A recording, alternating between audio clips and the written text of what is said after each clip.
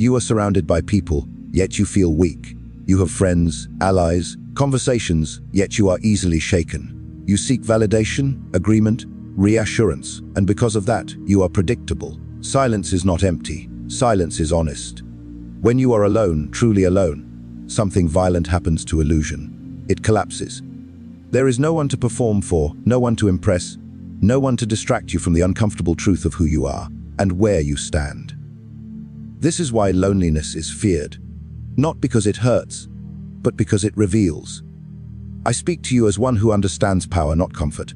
Strategic clarity is born only when noise is removed. And people are noise.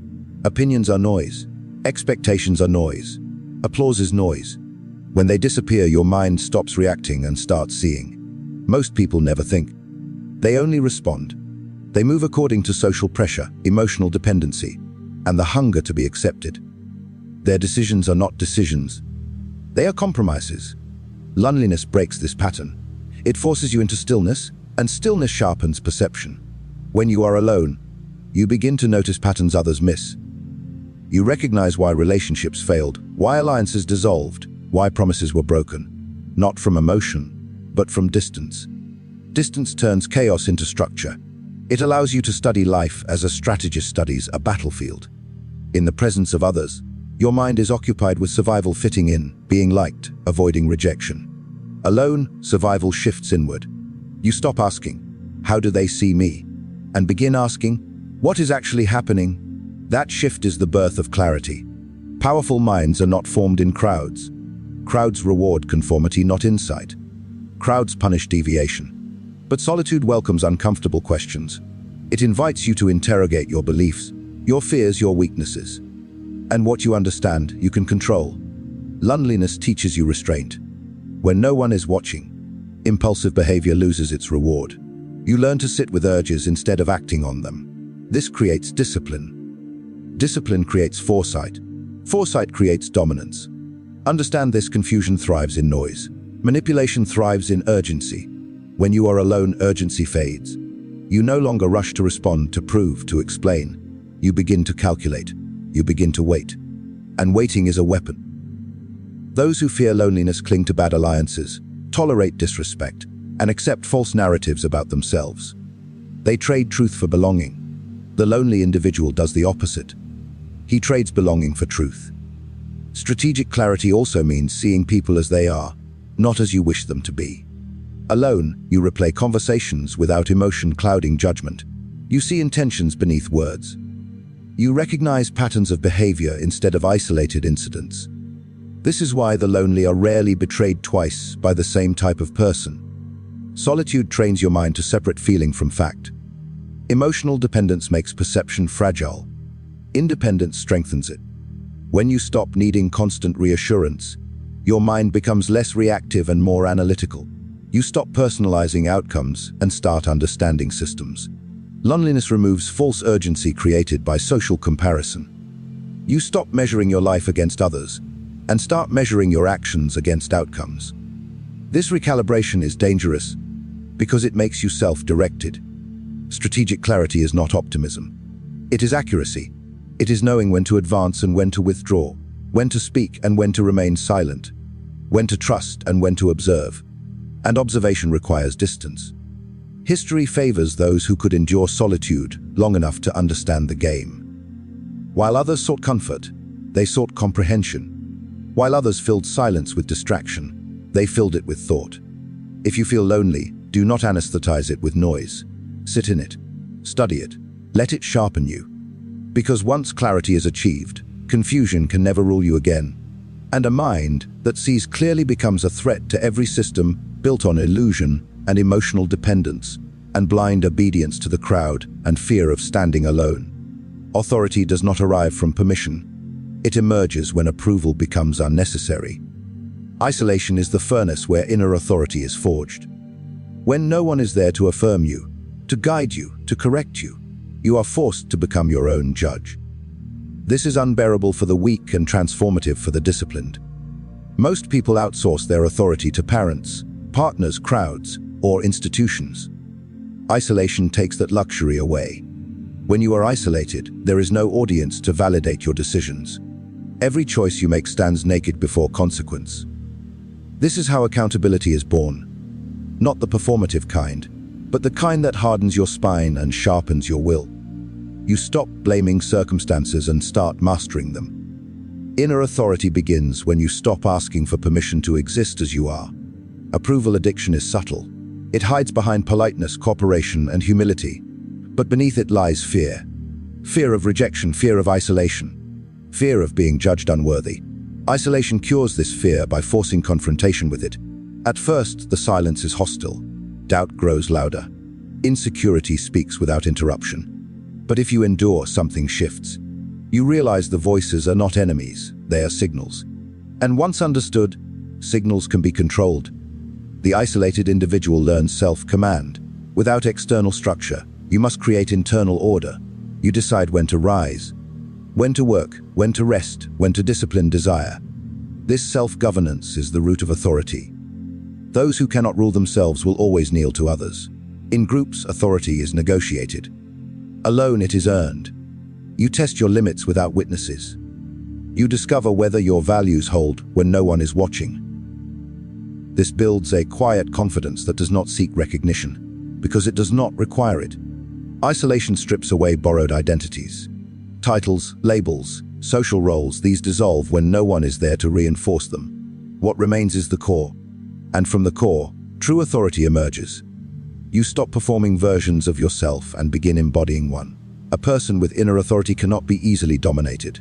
Manipulation relies on insecurity. Guilt relies on dependence. Shame relies on exposure. Isolation teaches you to survive exposure without collapse. Once you have faced yourself, the judgment of others loses power. Those who are constantly surrounded often confuse consensus with truth.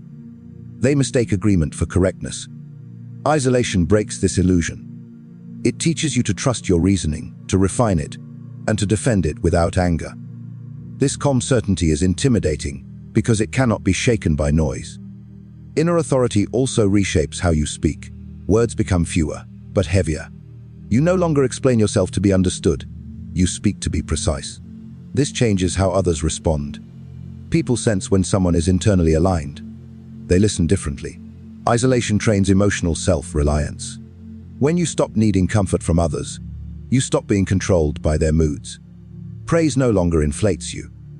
Criticism no longer fractures you. You remain centered. This stability is rare, and rarity commands respect. Most people fear isolation because they equate it with abandonment. But isolation chosen, endured, and mastered becomes sovereignty. It teaches you that survival does not depend on being included. It depends on being capable. Inner authority is not loud. It does not announce itself. It does not seek dominance. It simply exists, and existence itself becomes influence. Others feel it in your posture, your silence, your restraint. This is why leaders who have known isolation govern differently. They are not reactive. They are not desperate to be loved. They do not overpromise or over-explain. They move with deliberation. If you are isolated now, do not interpret it as exile. Interpret it as initiation. You are being trained to stand without support, to decide without consensus, to act without applause. This is how inner authority replaces dependency, how self-rule replaces submission, how power begins at the center of the self and expands outward into every decision you make, and every boundary you enforce, and every silence you hold, and every moment you refuse to betray yourself for acceptance. The crowd moves fast, but it does not see far. When you are alone, time slows down. Not the clock, but perception. Without constant interruption, your mind begins to connect what once felt random. Events align, behaviors repeat, outcomes stop feeling mysterious. This is the advantage of the lonely mind. It is not distracted by noise, so it notices structure. Most people live inside reaction. They respond to the latest message, the loudest opinion, the strongest emotion in the room. Their awareness is fragmented. Fragmentation destroys pattern recognition. You cannot see the whole board if your eyes are fixed on a single piece. Loneliness restores wholeness. It gives your mind space to step back. And stepping back is how patterns emerge. You begin to notice how people behave when they want something, how they change when they gain leverage, how promises weaken over time, how loyalty often survives only convenience. This is not cynicism. This is literacy in human behavior. The lonely mind studies without emotional attachment. When you are no longer invested in belonging, you observe more honestly. You see how narratives are constructed, how authority is performed, how fear spreads faster than truth. You recognize repetition where others see coincidence. Patterns reveal power dynamics. Who speaks and who waits, who reacts and who initiates, who gains and who loses from every outcome, in groups. These dynamics are masked by emotion and urgency.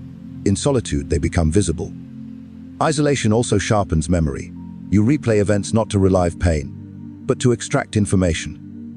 You notice how certain situations always end the same way, how certain personalities follow predictable paths, how certain mistakes repeat when discipline fades. This creates foresight. Foresight is not prophecy, it is probability. And probability favors those who observe long enough. The lonely mind becomes dangerous because it stops being surprised. Betrayal no longer shocks. Failure no longer confuses. Success no longer intoxicates. Everything is seen as part of a cycle. And once cycles are understood, they can be interrupted or exploited. Those who live socially are trapped in immediacy. They think in moments. The lonely think in sequences. This is why they move differently. They delay gratification. They avoid obvious traps. They position themselves instead of chasing outcomes. Pattern recognition also reveals the self. Alone, you see your own habits without defense. You recognize which environments weaken you, which behaviors cost you leverage, which emotions cloud your judgment. This self-pattern awareness is rare because it requires brutal honesty. Most people avoid this awareness by staying busy, connected, entertained. Loneliness removes escape. It forces introspection. And introspection reveals repetition. Once seen, repetition can be altered. Lonely minds also understand timing. They know when to act and when to wait. Because they are not driven by social urgency, they are not pressured into premature decisions. They watch trends form instead of chasing them. History is shaped by those who notice patterns before others did. The rise and fall of empires follows logic. Markets collapse in cycles. Power concentrates, decays and transfers. These are not mysteries. They are patterns ignored by those too distracted to observe. Isolation teaches you to read between actions and words. You learn that what people do consistently matters more than what they say occasionally. You see alignment and misalignment. This clarity protects you. A lonely mind becomes strategic by default. It does not need constant stimulation. It does not confuse motion with progress. It values position over popularity. This is why the lonely often appear calm during chaos. Chaos is simply a pattern accelerating. An acceleration is easier to anticipate when you are not inside the crowd being pushed by it. If you are alone, you are not missing out. You are being positioned to see what others cannot. The patterns of behavior, power, opportunity, and collapse are always present. Most are too busy participating to observe. The lonely watch, connect, calculate, and move only when the pattern confirms itself, and when action becomes inevitable rather than impulsive, and when silence has already revealed the outcome, long before the world realizes what is unfolding. Control is rarely enforced by force. It is maintained through need. Most systems of power do not chain bodies, they chain emotions. They exploit the human fear of isolation, the fear of being excluded, abandoned, ignored. This fear keeps people obedient, predictable, manageable. The moment that fear dies, control collapses. Loneliness, when endured and mastered, kills dependency. And dependency is the entry point of manipulation. The lonely individual no longer fears withdrawal of attention. Silence does not punish him. Distance does not weaken him. This makes him uncontrollable. Because the usual levers no longer work. Threats lose their edge when there is nothing to take away. Most people are controlled through incentives disguised as belonging. Be accepted and you will be rewarded. Be rejected and you will be erased. The lonely have already experienced erasure and survived. This survival changes everything. Once you have faced abandonment and remained standing, intimidation becomes ineffective. You no longer negotiate from desperation. You do not rush to please. You do not dilute your position to stay included. You become immune to emotional extortion. Uncontrollability begins internally. When your sense of worth is self-generated, external validation loses its authority. Praise becomes information, not identity. Criticism becomes feedback, not a verdict. You are no longer programmable. Those who rely on approval are easily steered. Shift the crowd's opinion and they follow. Threaten their reputation and they comply. Offer attention and they obey. The lonely stand outside this circuitry. Loneliness also dissolves herd morality. You stop adopting beliefs because they are popular. You examine them. You discard what does not serve truth or strategy. This independent judgment is dangerous to any system built on conformity. An uncontrollable person cannot be rushed. Urgency is a common weapon. Act now or lose everything. The lonely are patient. They have already lost what others fear losing. This patience makes them resistant to pressure tactics. The lonely individual does not need to explain himself constantly. He is comfortable being misunderstood. This is rare. Most people over-communicate to maintain acceptance. Silence, when chosen, becomes power. Uncontrollable individuals also resist emotional contagion. Panic, outrage, hysteria, these spread fastest through groups. Isolation inoculates you. You observe emotional storms without being pulled into them. This emotional sovereignty prevents reckless decisions. Power structures fear those who cannot be emotionally punished. Shame, guilt, exclusion. These are tools. When they fail, authority weakens. This is why independent thinkers are often labeled dangerous or difficult. Loneliness teaches you to live without reassurance. This removes the need to justify your path. You move quietly, deliberately, without signaling intentions. Predictability disappears. Those who are uncontrollable are often mistaken for detached or cold. In truth, they are simply undominated. Their emotions are not absent, they are governed. Once you stop needing to belong, you start choosing where you stand. Choice replaces reaction. Strategy replaces impulse. Presence replaces performance. The lonely become uncontrollable because they are no longer anchored to approval, fear, or constant affirmation. They operate from internal alignment, not external pressure. This is the final transformation of loneliness into power. From clarity, to authority, to perception, and finally to freedom from manipulation. A person who can stand alone cannot be herded, cannot be coerced, cannot be silenced through isolation, because isolation is no longer a threat, but a familiar territory, a place of strength, a training ground where resolve is hardened and independence becomes irreversible, and the self becomes sovereign beyond the reach of crowds, systems, incentives, and fear itself. Understand this final truth with absolute clarity: loneliness was never your enemy. It was the test. It stripped you of illusions, burned away dependence, and forced you to confront reality without comfort. What remained was not weakness, but structure. Not emptiness, but alignment. You now see why the crowd is easy to rule, and the solitary is not. Clarity came from silence. Authority was born from self-rule. Perception sharpened through distance.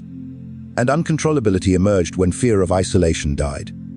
This is the progression of real power, not granted by position, wealth, or approval, but forged internally through endurance.